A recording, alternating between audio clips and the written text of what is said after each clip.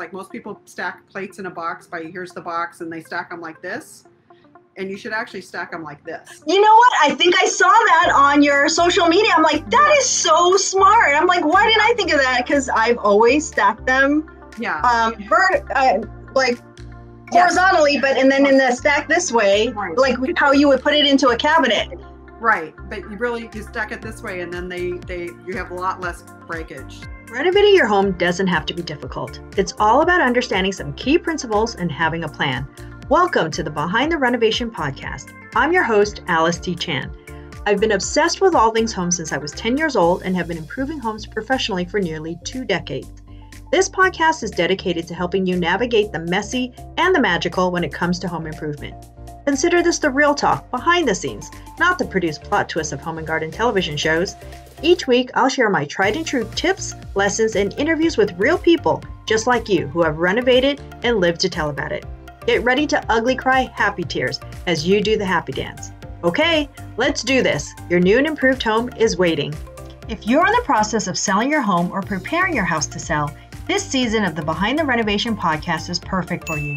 Over the next few weeks, I'm interviewing industry professionals and related businesses for the Home Selling Success Series to help you understand what home selling, buying, and renovating looks like in 2021 and how you can prepare yourself for the good, the bad, and that elusive virtue called patience. In today's episode, I am interviewing Lisa McHolm, co-founder of NorthStar Moving Company in Los Angeles. NorthStar Moving is the fastest growing privately held company and is the go-to mover for A-list celebrities, the Getty, and other movers and shakers. They have been featured in Elle Décor, The Hollywood Reporter, The Robb Report, Fortune Magazine, and more. She has single-handedly crushed the dim view consumers once held about the moving industry. Laura coined the phrase eco-luxury moving services and is changing the way we move by selling the red carpet treatment.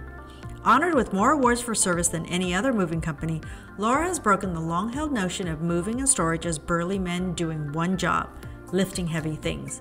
You can find them on Instagram at NorthStar Moving or visit them at northstarmoving.com. Welcome to the podcast, Laura. Thank you so much for spending some time with me. Well, thanks, Alice. Thanks for having me. I'm really excited to be here. Such an honor. Thank you. Oh, thank you so much. I appreciate it. Well, first, you have to tell me a little bit about your background, because when I was reading your little bio, I was like, oh my gosh, we have a very similar path. So I'll explain that a little bit more. So please share a little bit. Too. I'll go back pretty far. I started university at 16. And I went to UC Berkeley, and I got my undergraduate degree there in cognitive neurological psychology. And I worked at Lawrence Hall Science, teaching computer programming and mathematics. During my last year, I was doing a senior project, and I went up there and they said, hey, we like you. You know, I needed some students to talk about gender bias and mathematics. And so I went there because they had great math programs for girls and boys. And so anyway, I started working there. And from there, I was recruited by Atari, and I worked at Atari in its infancy in the computer programming division. So I was the 14th person hired in marketing for Atari. And the Atari attorneys, which is hard to say, encouraged me to go to law school. And so I did. And I went to law school. And while I was there, they recommended that I go to Oxford, England, and study computer law, which was a new field at the time. So I did that. And I came back and I worked for Intel in their legal department. And then I worked for, then I, got my, passed the bar, did all that good stuff, and worked for inventors in intellectual property, protecting their rights. And I had worked for Fortune 500 companies for most of my life. And I really wanted to do something entrepreneurial and my own, and something unexpected, given my background and given my gender and given, just everything. I wanted to do something different. And I really loved service businesses. And I thought that the service business that was lacking the most at that time, and I still think it is, with the exception of my company, of course, is was moving. Because moving is when people are at their most stressed, right? Something major has happened in their life. People just don't decide, I'm going to move. If you're moving, you've either lost a job, gained a job, need a bigger house, need a smaller house, have a sick relative, need to be closer to them, need to move mom in with you. kids are going away to school, getting a divorce. So there's always some other big something going on in your life when you move. And that's when people really need to be taken care of the most, right? Yeah, absolutely. Nobody looking at it like that. It was the very male-dominated industry, and how they looked at it was, men transactional. Picking up boxes and moving them from point A to point B, which that is moving.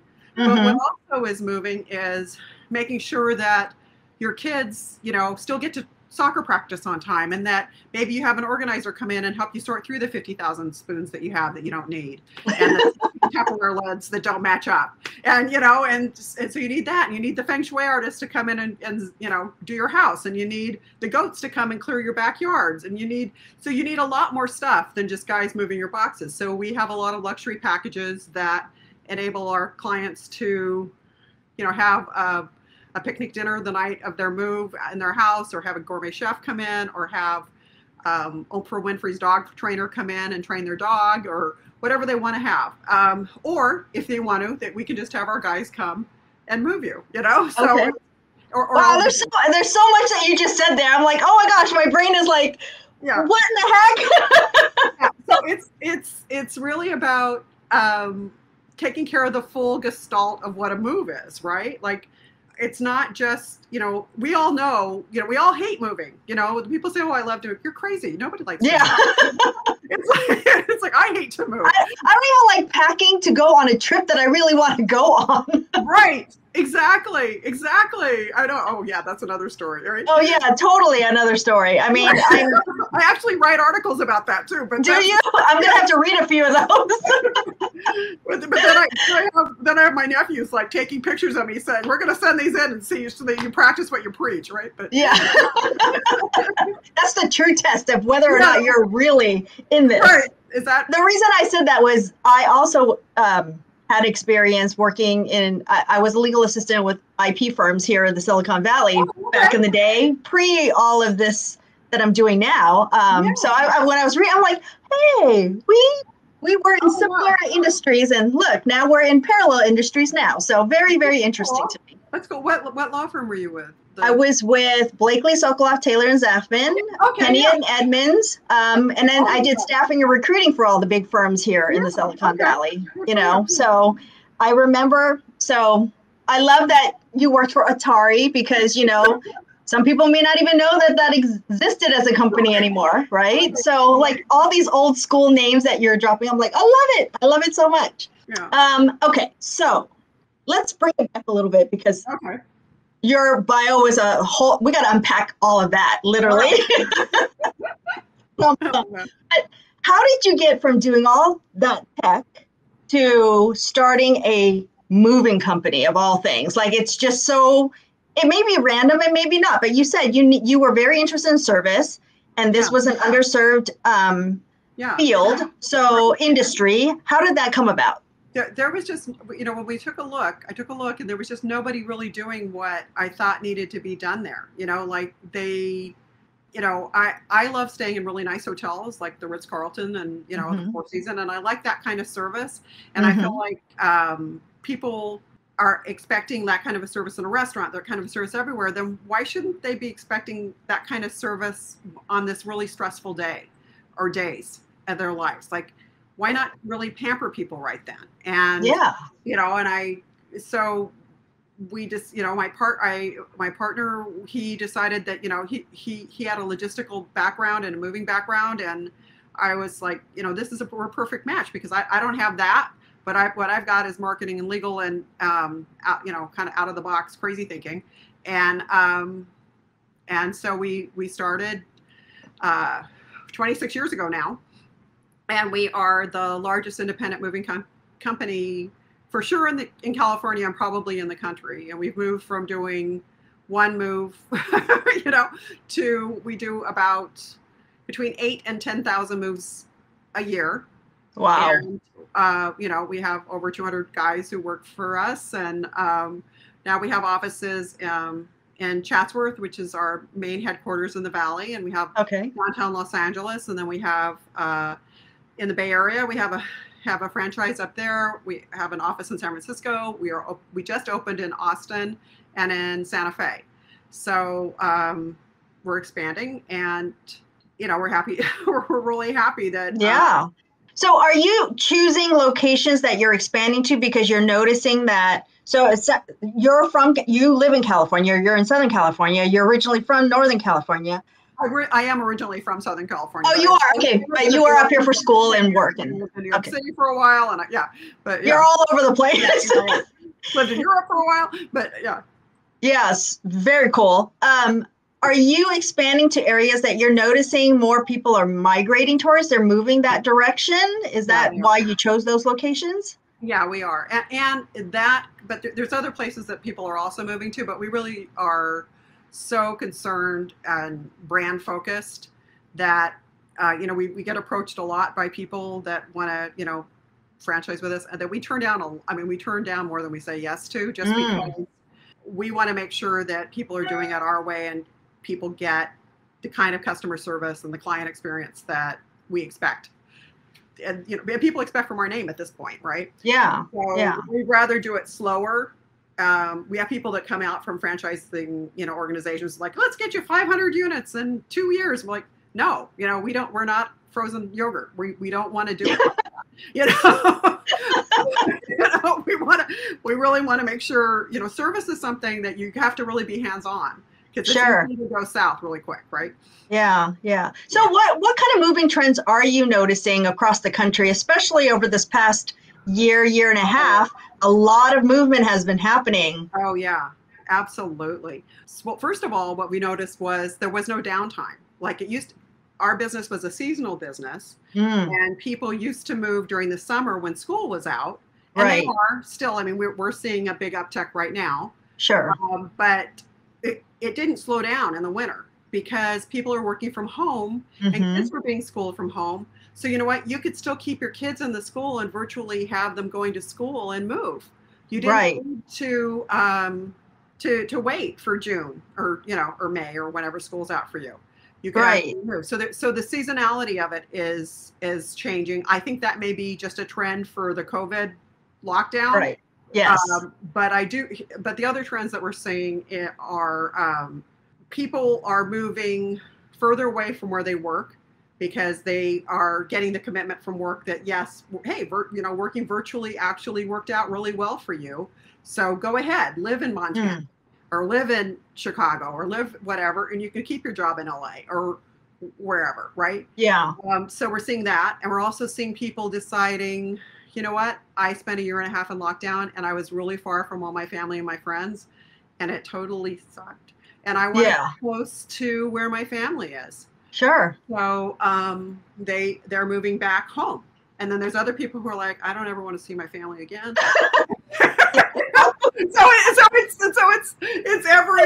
It's every circumstance. And I think that what happened is during COVID, which I'm not the only one who thinks this about COVID, is, it was an incubator. We all got compressed, and boiled and saturated, and all the things that we used to think were good, now maybe we love, and the things that we tolerated and disliked, now we're sick of them.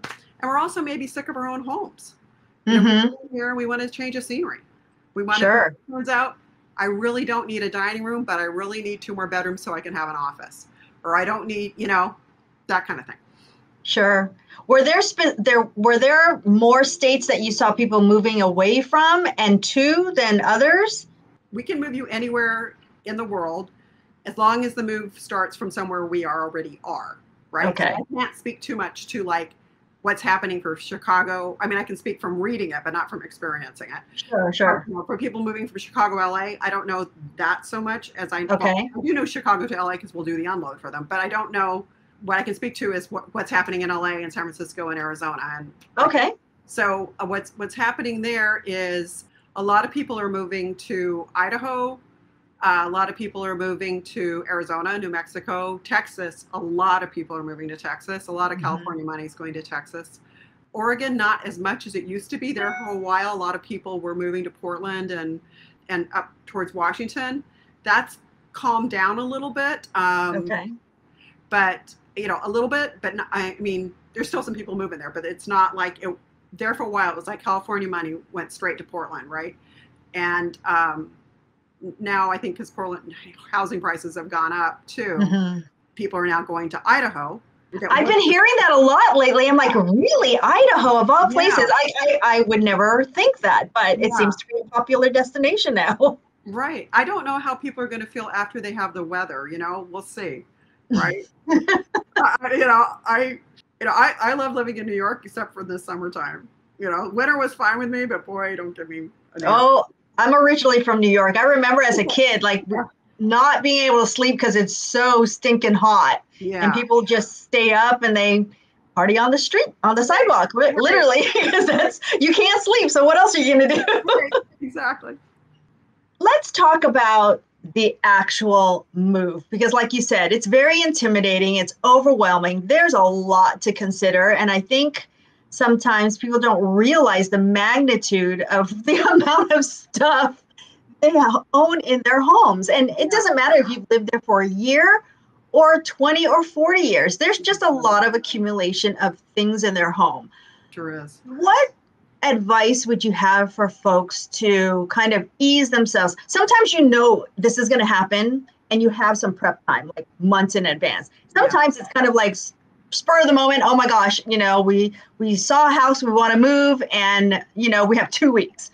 Walk us through kind of what your recommendations would be to prep for this move, and then how we can also then partner with someone like NorthStar to make that transition a lot less stressful. Right. First of all, right now, because it is booming, every moving company that you talk to and every business that you talk to, we're hiring. We're hiring people. We do not have enough movers. We were turning away from this, and which nothing makes us like, oh, it's like, we'd love to, even repeat clients sometimes are calling in at the last minute and we're just like, we're booked, and we can't do that. And so I would say absolutely book in advance. And how far in advance are we talking right now, realistically? A couple of months. I mean, I would say you should book far in advance. I mean, you may get lucky. I'm not saying don't call a mover if you haven't booked 2 months in advance, but in the perfect world, I would 2 months in advance book your mover. And before you book your mover, though, you should do some research. And the research on how to choose a good mover is this. You should always, actually, I think it's true with any service provider, but particularly with movers, you should choose them based on their reputation, not by their price. And people think, well, wait a minute, my budget matters. Well, yeah, if your budget matters to you, then that mover's reputation matters to you, because when they tell you what it's going to cost, they get a 5-star rating, it actually means it costs that much, right? But if somebody lowballs you and tells you a much lower price, maybe at the end of the move, it doesn't cost you that much. So I would check the reputation with really vetted sites like the Better Business Bureau, Yelp, Google reviews, but the big ones. I would ask for letters of recommendations. I would check to make sure they were licensed and insured. I would check to make sure that the license and information that they give you on the paperwork matches what's on their website, that you're actually dealing with a legitimate company. I would do all those things. So you do your little homework. And we have tools on our website for that, and a cute little video that teaches you how to do that. And look for awards. We say if they haven't won any awards for service, chances are they aren't going to win any for you either, right? Okay. So make sure they got awards for service. Make sure that they're active in the community, that they give back. That means that they're dedicated. They're not going to like fold up and turn over. And look how long they've been in business. Unfortunately, a lot of companies get a bad reputation and then they just shut down, reopen under another name, and open up again. So if you see, a short period of time, that's could be a red flag. So I would look for the length they've been in service.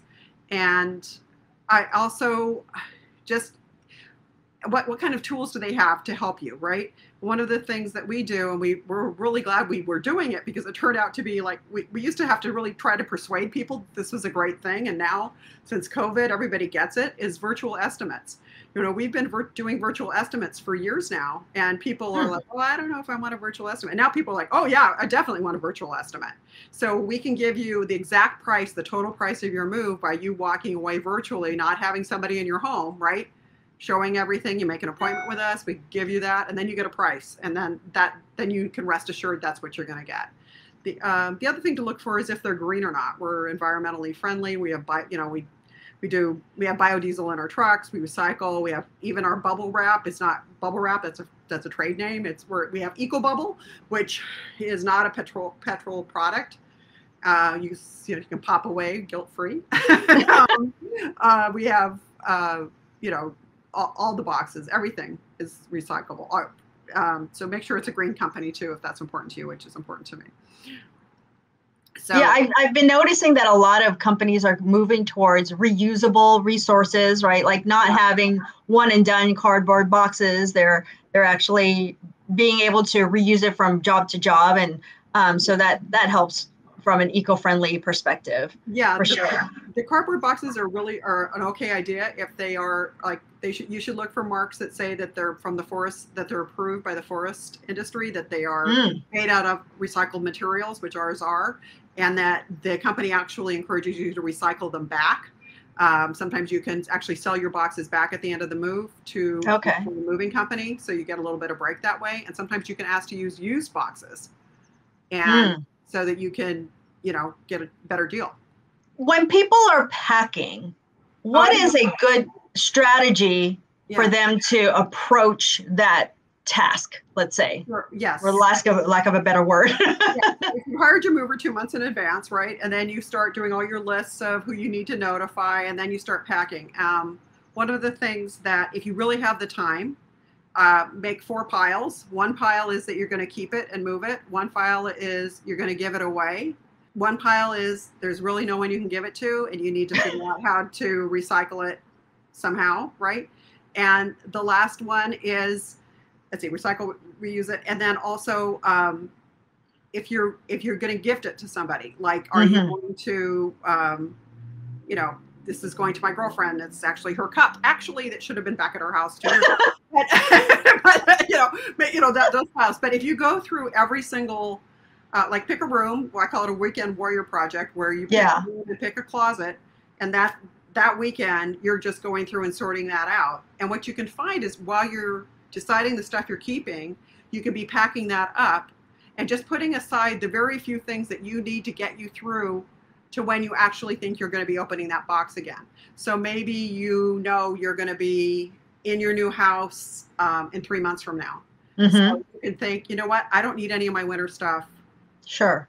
I'm not going to need my work clothes because I'm going to be working from home, or I'm not going to a wedding, so I don't need any of that stuff, right? Yeah. So you can put that stuff away and really pack it up already as you're going through. And if you do that before you put your house on the market, really helps staging, because then you look like you've got all these crazy closets. Absolutely. You're ahead of the game at that point. Really, if COVID didn't teach us anything, it taught us that we didn't need as much as we thought we needed, honestly. If you think about it, even I think people are having a challenge getting back into work wearing real clothes. What are clothes?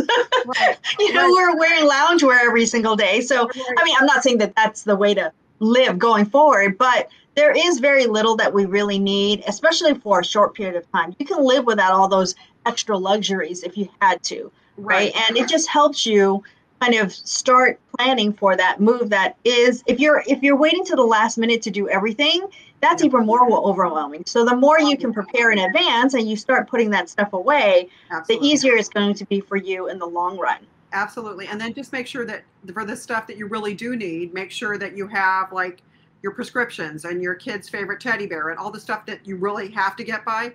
Like, don't pack those in regular boxes. Maybe pack those in your suitcases. Maybe don't have the movers move those. Maybe those are things that you put in your car so you know exactly where that stuff is, because that's the stuff that you need for the next 3 nights, right? To get you until you've sorted through the boxes and found something. Because you really don't want to be like 2 o'clock in the morning and Junior wakes up and they need, the stuffed dog. Yeah, or they won't go to sleep because they don't have their lovey.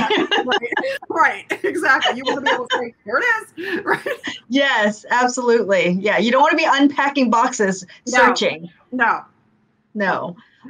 So let's talk about the home that you're moving from. So if you pack up a lot of these things in advance, what are the services that are available? Does your moving company come in? Do you move some of that stuff off-site in the meantime, or they usually just come on the day of? How does that usually work? It's really up to, we're bespoke. It's whatever the client wants. Okay. I mean, we will do whatever you want. If you want us to come and move it into storage, we have storage facilities to do that, or we can move it into a public. Our storage is actually more environmentally friendly because it's warehouse storage, and it's in wooden vaults, and it's stacked up. It's not rows of garages, right? Like public storage type of thing. Okay. But however you want to store it, we can store it. Or you can decide, no, I just want to have it, in my house and packed in a box. Great. That's fine too. So it's whatever the client wants. Okay. Yeah. Cause I'm just thinking from preparation standpoint for preparing your house to sell. A lot of times it has to happen in phases, right? So if you're removing a lot of your personal items, you need to pack that up, but then you don't want a garage full of boxes and a garage full of furniture. So you need to move that off site until it's time for you to move into your new home, because you don't have access to that new property until much later on. Right. And so perfect way to use storage. Okay.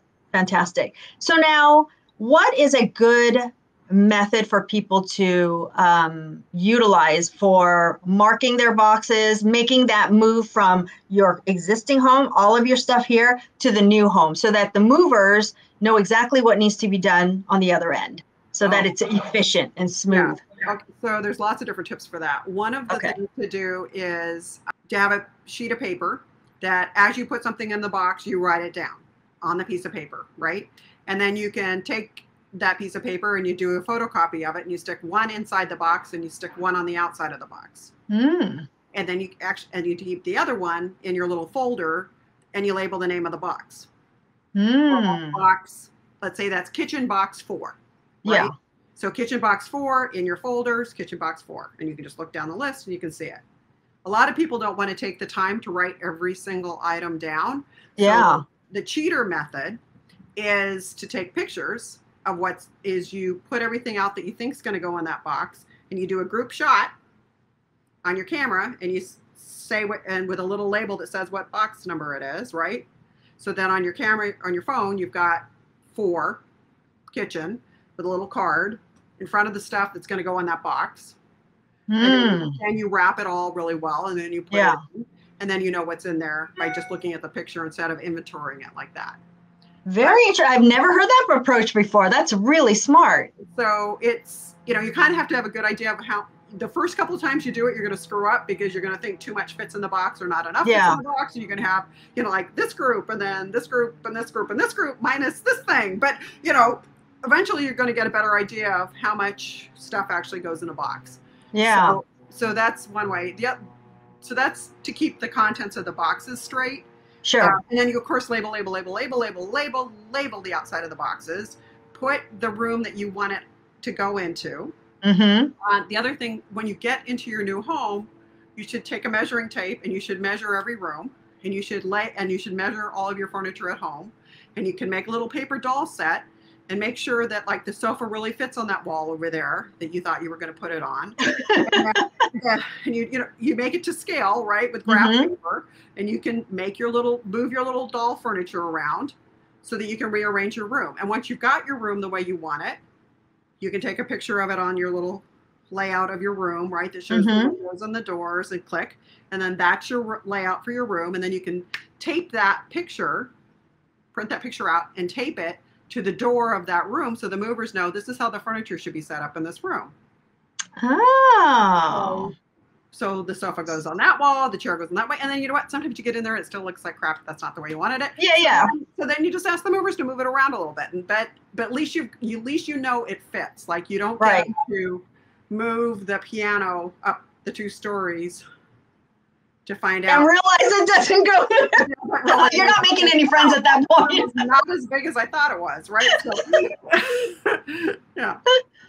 That's really interesting. I've never thought of it that way I've done it as a staging company, but I've never considered when you're actually moving to even lay out the floor plans, because I figured, you get the stuff in there, you'll figure it out. You'll kind of move things around and decide at that point. But doing that in advance could be very efficient. It makes it really fast. And also what you do then too is on your furniture, like what you might find out is, the sofa that's now in the living room is actually going to go in the family room in the new house, right?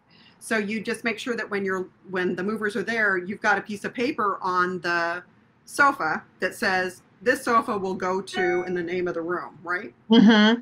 Then you label all the rooms at your new house with the same name, like you call it girls bedroom 1, yes, teenage bedroom 2, whatever. yes. And then you just keep that nomenclature consistent, right? So that you've labeled everything in your house that matches the nomenclature that's on the deck, I love it. I'm going to have to implement this going forward. I hope not to do a ton of moves, but I mean, not even just for me personally, just working with my clients. Sometimes we're moving from one location to another. I just had a client move last week, actually, and they were overwhelmed. It's challenging. If you're two parents working full time, kids are still in school, everything is still happening in the home. Nobody's going into an office. The kids are not actually on campus yet because that'll start happening again this fall. But right now, people are kind of doing a juggling game still, and they were moving an hour away. They did hire a moving company, but the company ended up having to pack them because they were not ready on the day of. So, and I think people need to get a little more realistic about how much time they really have to devote to such an activity. And it's okay to hire out people to help you with that because it just makes things simpler, less stressful, and then you can actually enjoy that new adventure that you're going on, right? Which is your new home. I couldn't say it better myself. I totally agree. Yes, absolutely. Yeah. Yeah. And I have one more trick for packing that I want to share. Yeah. When we were talking about what you can do too is, let's say you really like the way your bookshelves look, or you really like the way you've arranged all the tchotchkes on your table or whatever. So you photograph that the way it is in your old house, save that, and then when you get to your new house, you can just put that back. We do what we call photo perfect packing for a lot of production moves. So a production company will hire us to come in and pack and move the owner of the house out, right? And then we will move in the staged furniture for the shoot for the movie or what have you. And then at the end of that, we'll move the staged furniture out and the original owner back in. Oh my gosh. And they want to know that it looks exactly like when they walked out. They want to walk back into the exact same house. They don't want to know. They don't want to feel it. They don't want to have anything to, the owners rented out. It's seamless. Yeah. So it never even happened. That we could just, like the books are in exactly the same order. The remote control is at the same angle on the table. Like everything is, it's, I love it. That's so awesome. That's a great trick that just regular people can do too. Yeah. Like I kind of like the way that China cabinet all came together, what have you. Like I want to do that again. So just remember to document it.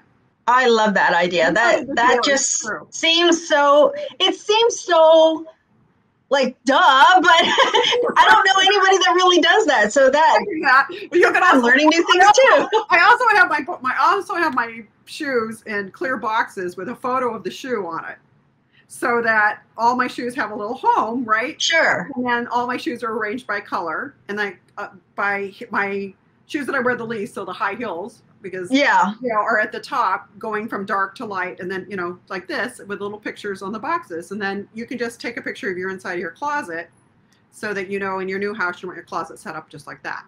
Or your okay, so after this we're going to do a tour of Laura's house and her closet.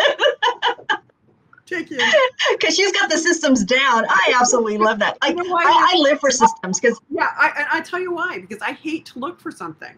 Yeah, me too. That's my least favorite thing to do. It's a waste of time. I don't have time to look for something.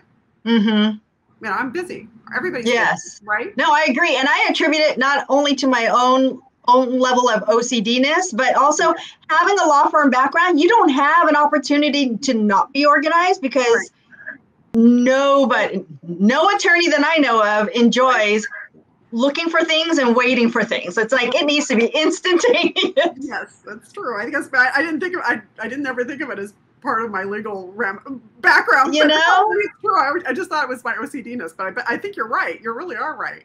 Yeah, because I think your personality also made you a perfect fit for that industry for the time that you were in it, because that you need to have that level of organization and that kind of thinking in order to survive. Really, if you were super messy, you're not going to work. Right, and that's what I also liked working about, when I was working in marketing for Atari and stuff, we were developing manuals because at that point, like nobody even knew where to buy a computer. Like there was no Best Buy. Like we had discussions like, where will we sell these things? I mean, I was like, that's how early in the industry I was there, and we had to really teach people systems on like this is how you plug it in, and this is how you really step by step. And I think teaching things step by step for people. One, it just makes people relax. Like, oh, there's a way to do this. I don't need to be frenetic. I can just go with this little system. I can just take my pictures of my stuff. It's all going to be fine. And it will be. I love this everybody has access to their smartphones with a camera. So this should be super easy. There's no reason not to do it, except the fact that people want to skip steps and then sadness and the stress that comes with not preparing, but not anymore. After you listen to this, you're not going to want to do that. You want to take this other approach, which I'm going to start implementing that myself for sure. I'm interrupting my own podcast to let you know about a tool that I created to help those of you who may be feeling overwhelmed by the thought of a home renovation. When it comes to renovating your home, we know that you want to finish your project quickly and efficiently, especially when preparing a house to sell. In order to do that, you need to know what to do and in what order. The problem is there are many moving parts and it can be overwhelming. We believe renovating your home does not have to be difficult. It's all about understanding some key principles and having a plan. Over the past 2 decades, we have consulted on millions of dollars worth of real estate sales, and as a result, clients have done the happy dance all the way to the bank. Here's how you can do the same. Eliminate the guesswork and get your copy of the home selling edition of the Renovation Planner. The Renovation Planner was created to guide you through your home improvement process from start to finish. The planner will help you build your project plan so that you can renovate with confidence. This new edition will be available at therenovationplanner.com. That's therenovationplanner.com. If it's not live as of this recording, join the waitlist and you will be notified as soon as it's ready for purchase. In the meantime, you can also download our free guide to avoiding costly mistakes on your renovation projects so that you can stop spinning your wheels and start improving your home today. All the links are going to be in the show notes, or you can visit us at alicetchan.com for all the information that you need. Cheers to your soon-to-be new and improved home. Now, when you get to the other side, when you get to the new house, I know obviously you have a whole team of people that are helping you unpack, helping your clients unpack and then getting it into the appropriate rooms. If you're not having folks do that for you on a professional level, what are some recommendations for unpacking once you get to the other side? What are the most important rooms to take care of first? Actually, set up your beds first. Set up your bed. Because you're going to pass out at the end of the day. You need a place to do that. Set up your beds and your kids' beds first. And then also get, the bathroom so that, there's toilet paper and towels and soap and, the very basic stuff in there. I would do that absolutely first. Because you can eat cold pizza if you don't want to do, Sure. Yeah, I don't think anybody's dying to cook a meal on their first night in their house. Right. So you could do that, or you could, have one of our chefs come in and cook you a nice meal, but or bring the meal with them. But you can.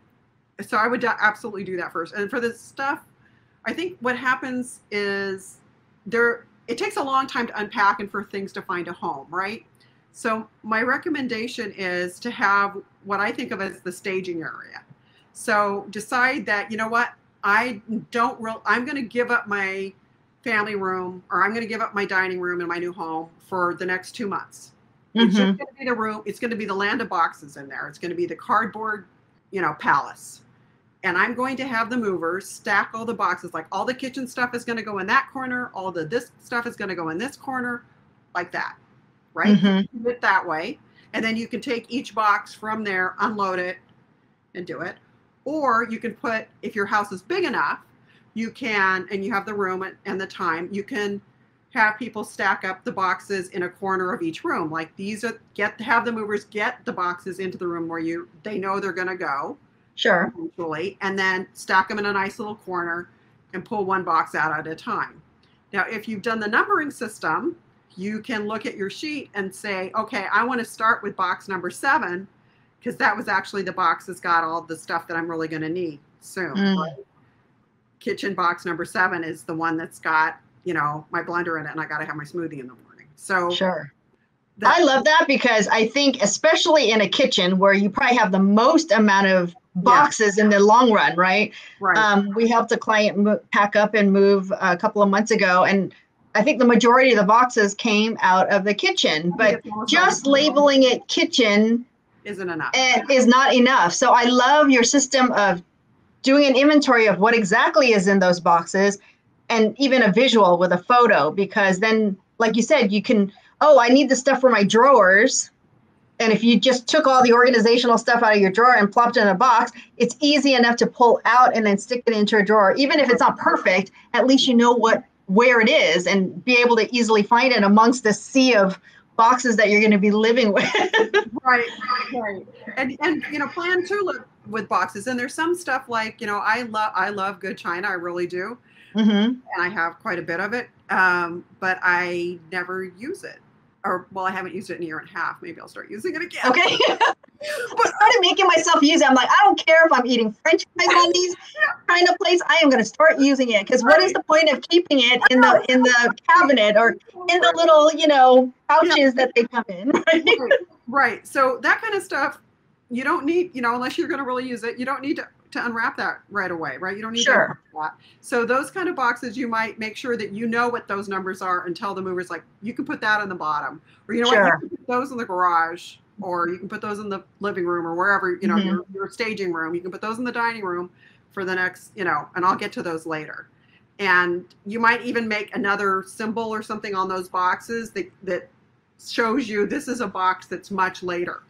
And one thing to do with kids is really fun is to have the kids to help you decorate the boxes, like get stickers. And, and you can have them like decorate their room boxes, and that kind of keeps them busy. But there can also be systems where you can say, hey, mommy wants you to take this star goes on box number 4, 2, and 1, right? Because those boxes maybe are the first boxes to open, so that you'll know, hey, look for the stars, right?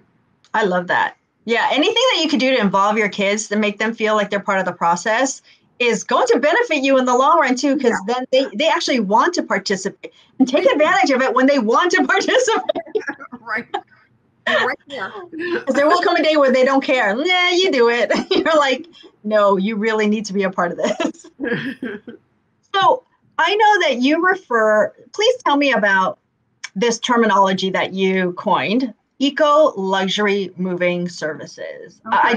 First of all, I love the name of it, and it evokes a lot of interest in me. So please explain that a little bit to me. Okay. Well, it's eco because we're green, right? So everything that we do is with a green mindset.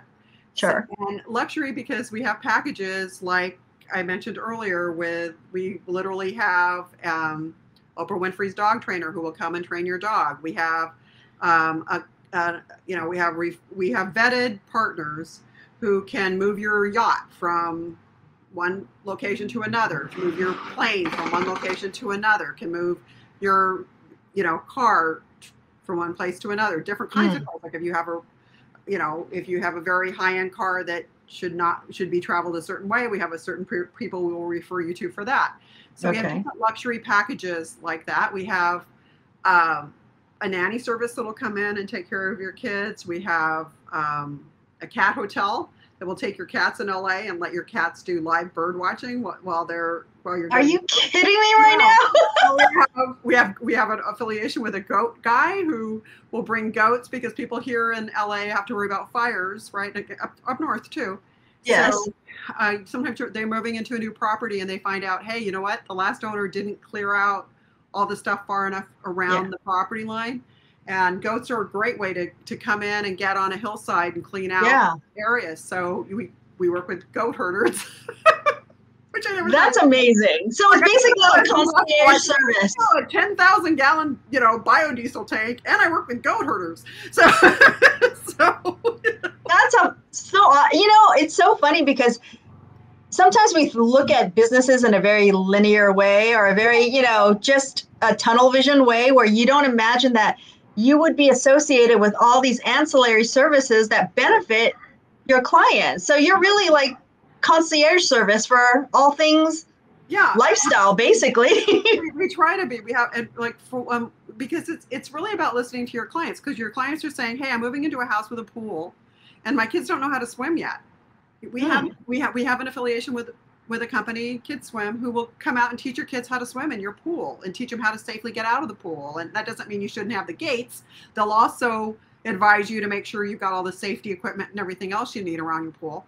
But these are things that happen when you move. And that's why I think it's really, was really an industry that was lacking. They were just thinking it's moving boxes, but it isn't. And honestly, I wouldn't have thought to, I can see how all of these other services are partners for sure, but I would never think that, oh, I'm a moving company, so therefore I can bring in goats to help you clear all the, overgrown vegetation. I can have, a swim teacher come in and teach your kids how to swim. Like, how does that even come about in a conversation? That's very interesting. Yeah, it's really listening to your clients, to hear what they need and thinking, can I fix that for them? Or thinking, what would I need if I was moving into that house? And really looking at the entire experience of what it means to move, right? It's really setting our big theme is moving happiness home. We truly believe that you want to set your people up in their new home to be happy there, right? And we think that starts with how we treat our team members, and we've won 10 consecutive Best Places to Work awards because we know that happy workers create a happy experience, and that hopefully experiences a happy client that's well taken care of, which hopefully ripples out, and then there's a happy community, and we're very active in the community too. Like right now we're doing a fun, a food drive, and our annual food drive is going on right now. If you come from that place, how can I take care of people? How can I really solve their problems? How can I bring that happiness into their heart, into their home? Then these things just come out of there. This is what they need. Not everybody needs it, and not everybody uses these things. But the people who, and once you as a business have shown that you can do these things, then obviously we know how to pack up your dishes, right? If we've thought of this, at the very least. you know that we know how to do that part, right? I love it. I think this is amazing. It just takes your business and your service to a whole nother level. So now let me ask you this, because I'm sure this is something that a lot of people wonder, is pricing. What are we looking at numbers wise for an average move? And then obviously, and anytime you start adding on some of these higher luxury services, that would all just depend on what it is your needs are. Right. And you know what? I don't mean to be evasive, but I really can't answer that question because it's totally bespoke. It depends on where you're moving from and to. It depends on how many guys you need to do it. It depends on what time of year it is. It depends on, how much stuff you're going to do and how much stuff you're going to have us do. So I can tell you the basics for a local move in California. That's based on the number of guys, and the time it takes, and the material. So that's how price, and then double drive time between the time that the truck leaves your old house to your new house. That time. Okay. And that's regulated by the government. That's how a legitimate company should charge you. Okay. But you can find out all that pricing through that great virtual estimate, right? So you can get a free on-site estimate over the phone, or through Zoom, and walk us through your house, and someone will tell you exactly how much it's going to cost, no obligation to you, and then you can decide, I want to do it or I don't want to do it, or turns out I'm going to do more packing because I don't want to pay for that, or turns out I really want you to pack because that would be worth it to me. And I mean that's fair because every house is different. Even the contents of your home is different. You can have the same exact size home, but one person might have double the amount of furniture or double the amount of stuff, or require, like you said, the packing services versus, to save some money, I might just choose to pack the stuff up myself and have you guys do the heavy lifting, which makes sense also. But again, I think people really need to be realistic about how much time it takes to do all of this. Because there's just a treasure trove of things that are hiding within all those closets in your home. When you start pulling stuff out, it's amazing. You're like, how in the world did I collect all this? And even for someone like myself, who is a constant purger, Right. constantly trying to get rid of things, and there's still, why? I don't understand. Where does it come from? And the best thing about hiring somebody is they don't go through down memory lane when they're going through. You go through like, I remember where I wore this dress. Like, it was the best. I had the da-da, and I saw, and I know it doesn't fit anymore, but oh my God, that was such a great night. Yes. And then you like down, and that takes you a few minutes, right? Like somebody else is just going boom, boom, boom, boom, boom, Right. And then you can also hire, we all have affiliations with professional organizers who will come in and help you purge. If you're not a good purger, then they are wonderful. I think that is an invaluable service right there, like you said. Yeah. We hired some for years ago to help me go through my parents' things with my parents. And it was easier for them to hear from this neutral person. Like, do you really need this? As opposed to me saying, Mom, come on. Right. Get rid of it. Because then, there's that, I love my mother. But, there's that thing, So, but if it's somebody else saying 30 spatulas. Maybe a little bit of overkill there. Right. Give us your top 3 right now. Right.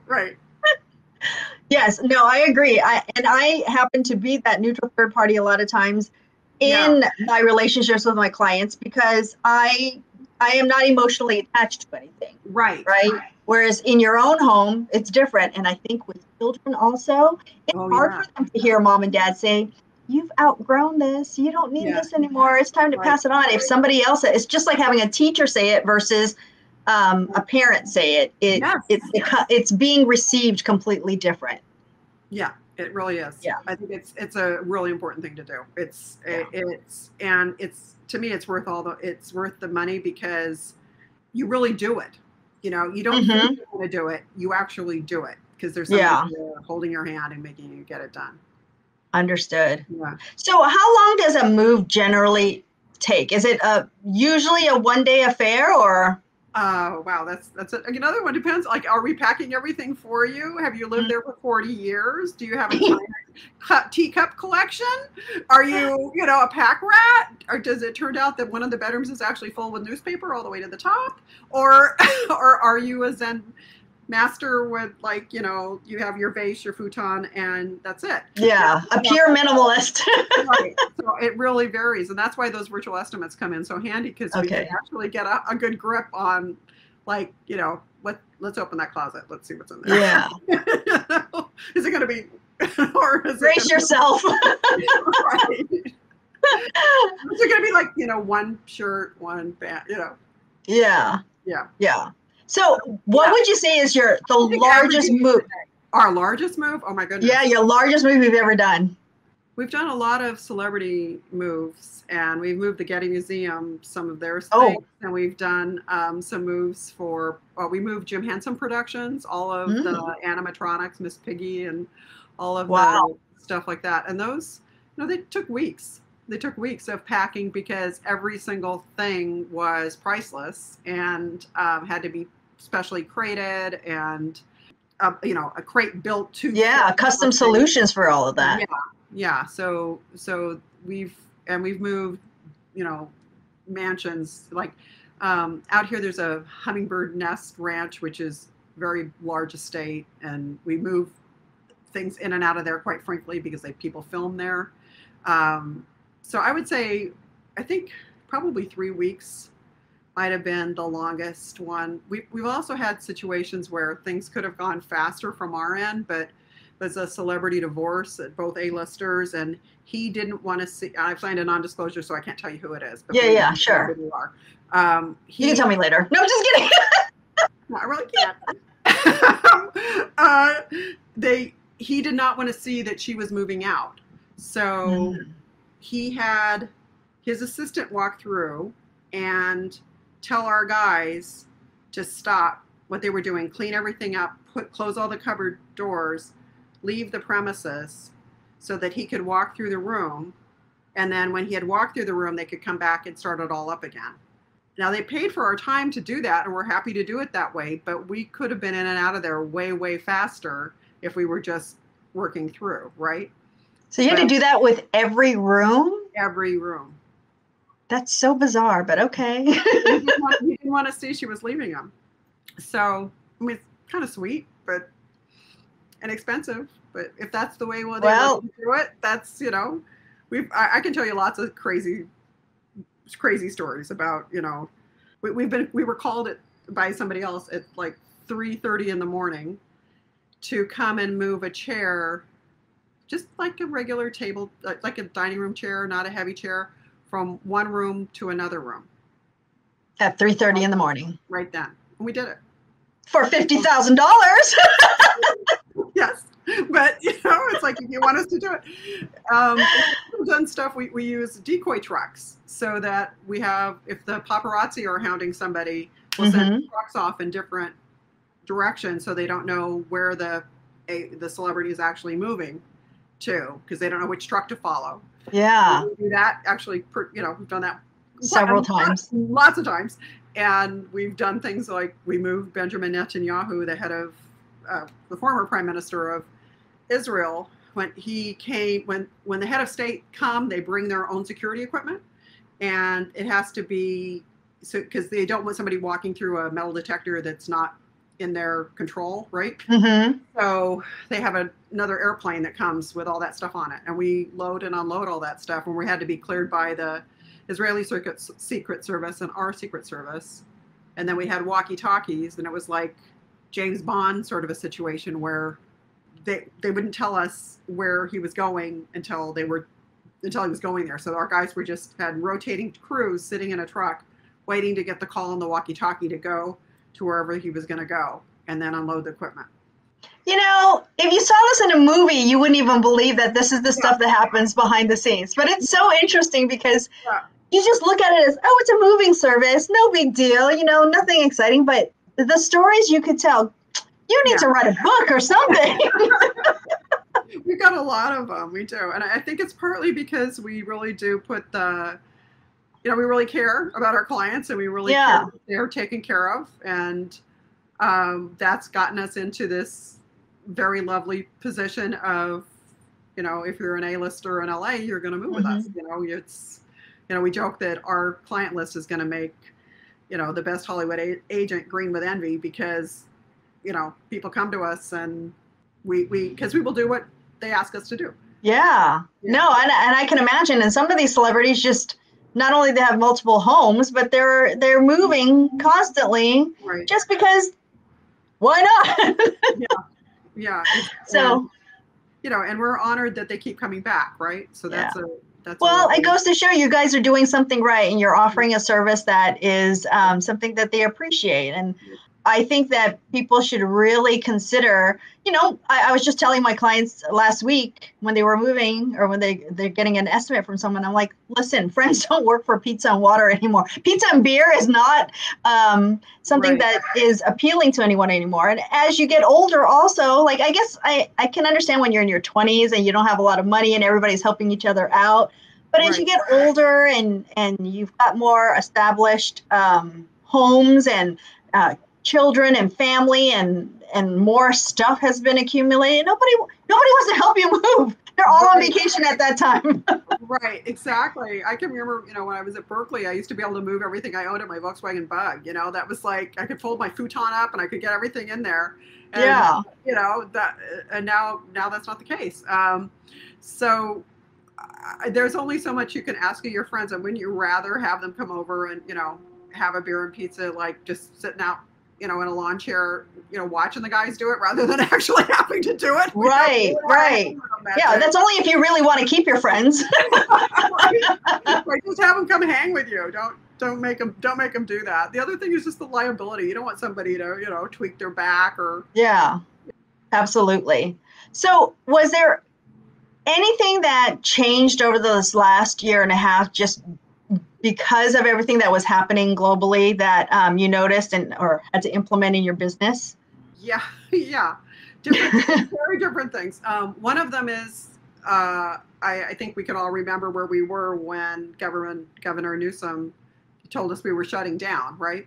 and March, and people were frantically trying to figure out whether their business was essential or not, or whether their business would have to close. And I was going on like the county and the city and the state websites, checking to make sure we were considered essential on each one. And we're essential, we're essential, we're essential. Okay, great, we're essential.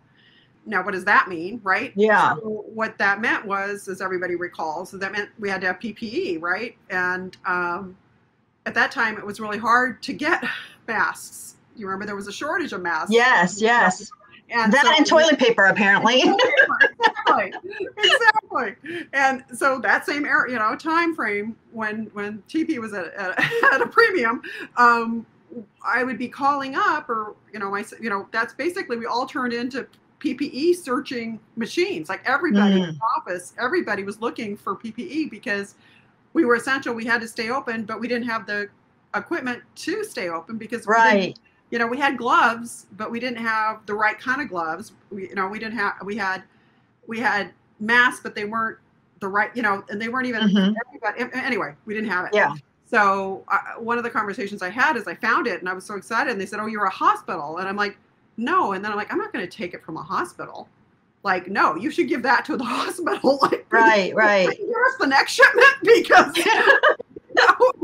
So it was a little. That's very ethical of you. It was a little, it was a little weird because you were in this position where you needed this stuff, but you didn't want to Buttinsky in line in terms of who really needed the stuff, right? Sure. So that was a very odd situation. The other thing that really happened well for us, we were lucky, is we had, and well, my IT guys, my head of the IT department, if he hears this, is going to say we weren't lucky. He was smart. Had switched us over to a VoIP system, which meant that our phones could now ring onto people's home phones, right? So that they didn't be in the office, so the customer experience was absolutely, they called our 800 number and it went to our client loyalty team, which most people call sales, but we call client loyalty. Were in their homes, working remotely. Yeah. So we immediately could get everybody working remotely because our phone system allowed it. We were really lucky, and we already had the virtual. We weren't lucky. He was smart. Yes. Good job. Good job, Lior. We also had, the ability to do the virtual estimates, which nobody else was doing at the time, and nobody wanted. I mean, we were trying to get people to do it now, and then it was like, oh yeah. So things like that were things that we had in place that we didn't know how important they were. Yeah. Well, this is going to set you up for an even more efficient business going forward, because you already had a lot of that stuff in place, and then you kind of refined it and made it even better. And so you're riding the wave of the future, so to speak. I mean, honestly, it's funny how people were so resistant to technology, but technology is really what saved us over the last year and a half. Because without it, we would be very lonely and very isolated and very lost, actually. So I appreciate and I'm grateful for technology all day long. Sometimes I have a tech background, so it's like, of course I do. And I think that's why we were ready, because I'm an easy sell on tech, right? It's like I'm an early adopter. It's like, give me that. Let's try it. I want to do that, Yeah. So, so that was one of the things that was. And also just making sure our people were safe, to really make sure that the guys who were going out were safe. And we had to, we also had to track down thermometers so we could take their temperatures, and that was hard to come by at that time. And we staggered the way we started our business. We used to do it kind of like a big roll call where everybody would be in the morning, the guys, and then you and you are going to go out on this job, and you and you are going to go out on that job. But instead now we had staggered start times where we could take and keep people in little groups, or moving teams in groups, and they didn't get to mix it up so much with other team members like they did in the past, which there's a little bit of bad and a little bit of good in there, but it's safer for them. Okay. And safer for our clients, because they had their 3 or 4 guys that was their team, right? And then they had a truck that was their truck, so that they could, so that we would clean it and sanitize it, and just things like that just the safety protocols that we had to put in place. And then keeping our client loyalty team at home, most of them really didn't want to work from home. It was funny. Like they do, but then now they've adapted, and there's a few people that just like, I don't want to work from home. I'm coming in. So, they'd be on one side, way over there. So that worked. But yeah, no, I think that's great. So from the homeowner's perspective or the client's perspective, were they resistant to, well, obviously they need you guys to come in and into their homes in order to pack them and move them, but was there a lot more resistance to having any interaction, or were they just open, or how did that work out from that perspective? For the client experience, I think what really happened there is because we had done all this safety protocol and timing, and we could speak to it. Like, here are the steps we have taken. Everyone wears a mask. Everyone gets a temperature check. Everyone, has a, we have a cloistered team. We have, we could speak to all of those things. Please have, paper towels and soap ready so that they can wash it. Please keep your windows open. Please, So we would go over all those steps in the beginning when people were just learning what we had to do to stay safe, right? So I think because we spoke to that right away, they felt comfortable. Yeah. But I think that if we had not addressed it right up front, I would have been nervous hiring somebody to come in my house. I mean, I was hired, I had to have a service guy come in, and I was just like, who is this guy? And, what are you bringing with you? Right. But, if his office had told me, here's what we do, I would have better. I mean, I would have made him keep his mask on, of course, but I would have felt better letting him in my house. Yeah. Right? And no, I agree. I think education and information and just being aware of what the steps are, that you're going to be undergoing throughout the process. Just understanding that really, really helps everyone in the long run. I mean, it helps your team, and then it helps your clients on the other end. Right. And it kept COVID to a minimum. We were thankful that it really kept people healthy. Yeah. Well, I think businesses like yours that were able to pivot quickly are the ones that survived and was able to thrive. I think the ones that sat there and actually was just overthinking things or not implementing any of the protocols or second guessing, whatever the case may be, those are the ones that had a harder time and will continue to have a hard time because they're not able to adapt. I know even from like a parent perspective, my daughter goes to a private school, they were able to pivot very quickly. And they were online literally they were shut down on Thursday, they were up and running on Monday. Whereas the public schools were just kind of, they don't know what the hell they were doing. They still kind of don't know. And it drives me crazy. I'm like, oh my God, if I was a public school parent, I'd be so upset. Right. But, kudos to you and your team for being able to adapt so quickly. And that's just amazing. Part of that is my partner too. He's a Israeli special forces guy background. So you guys are just so random. What is this? I know. And so I think that part, that kind of that military thinking, and thinking, and that calm, quiet, Sure. I want to try to channel the ROM image. It's really calm, really boom, present.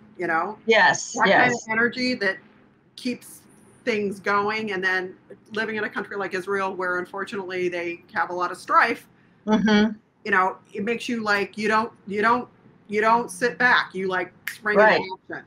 And so he sprung in, and then because I've got that OCD thing that we talked about earlier, I sprang in because it's you got a problem solve, you got to figure it out. System, right? So the two of us together both really did it. But you're so right, and I feel terrible for. I watched a lot of friends' businesses, restaurants in particular, which, they didn't want to change their menu to make it takeout friendly. They didn't want to, it's it's going to be a long time, guys. It was a good year of pure longer actually, because the restaurants were only allowed to reopen, at least up here in the Bay Area, last month. Yeah, here too. Yeah. Okay. So was it 15 months? Takeout was the name of the game. So if you're not able to offer that to your clients, your customers, you're not going to survive. Right. It's like, and they kept saying, well, that's not what we do. It's like, well, that's what you do now. Mm-hmm. It's not what you did yesterday, but it's what you do now. Right? Yeah, well, wearing masks was not what we did, but guess what? That's what everyone is doing. Getting vaccinated was not what we did. Yeah, I still are not wearing a mask. I was just out today. I went to the dry bar and got my hair blow dried for this. Oh. And I feel so special. You look fabulous. But then it was like I went in there and they're like, they're not wearing masks. And I know it's legal and I know it's okay and I know I'm vaccinated, but it's weird though, right? It's really weird. It's like, I don't know about this. Like, I know. Yeah, I think I was in putting it on and then taking it off and then putting it. I'm like, come on, like, make up your mind, Laura. Pick a lane. But it's hard.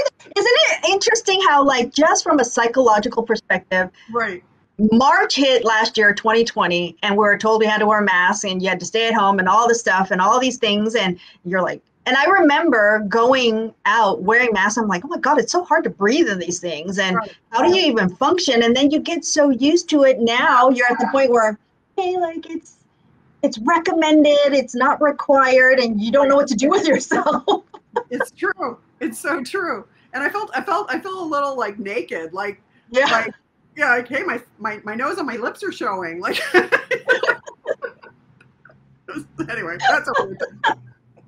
Oh my gosh. Well, thank you so much. This was so informative. I love all the tips you gave because, I mean, for someone who has been doing a lot of this for the past 2 decades and then some, even on a personal level, I learned a lot. So I'm excited for other people to hear these tips and implement it themselves. So tell me, where can people find out about you and your company and how can they take advantage of your services? Thank you. Thanks for having me. First of all, you're so easy to talk to. I feel like a motor mouth here. I just like. No. I love it. That's all I want was just a genuine conversation. Yeah, I really enjoyed being here. Thank you.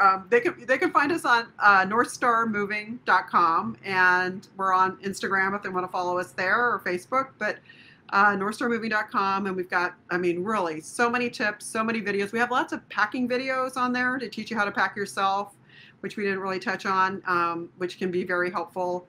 Like little tricks, like people, like how to pack glasses so that how to stack plates. Like most people stack plates in a box by here's the box and they stack them like this. And you should actually stack them like this. You know what? I think I saw that on your social media. I'm like, that is so smart. I'm like, why didn't I think of that? Because I've always stacked them. Yeah. Like horizontally, but and then in the stack this way, like how you would put it into a cabinet. Right, but you stack it this way, and then you have a lot less breakage. So there's a lot of tricks on how to fold and pack stuff. So anyway, that's at NorthstarMoving.com. All of our packing tips, and happy to and how to choose a mover tips and all that good stuff. Oh, fabulous. I love it. Thank you so much. I will put all of that information in the show notes so people can access that easily. And definitely, this was so much fun, Laura. Thank you so much. Yeah, nice to meet you, and thanks for having me. I really had a good time. Same here. Have a great day. Bye. Bye. You just tuned in to an episode of the Behind the Renovation podcast. If you enjoyed today's episode, be sure to leave a review on iTunes and don't forget to share this episode with your friends on social media. Just make sure to tag me at Alice T. Chan on Instagram. For all the D's from today's show, visit us at alicetchan.com, click on podcasts, and access all of the show notes from this episode. Imagine me raising a glass to you, a mug in this case, to your renovation journey. Cheers to your new and improved home.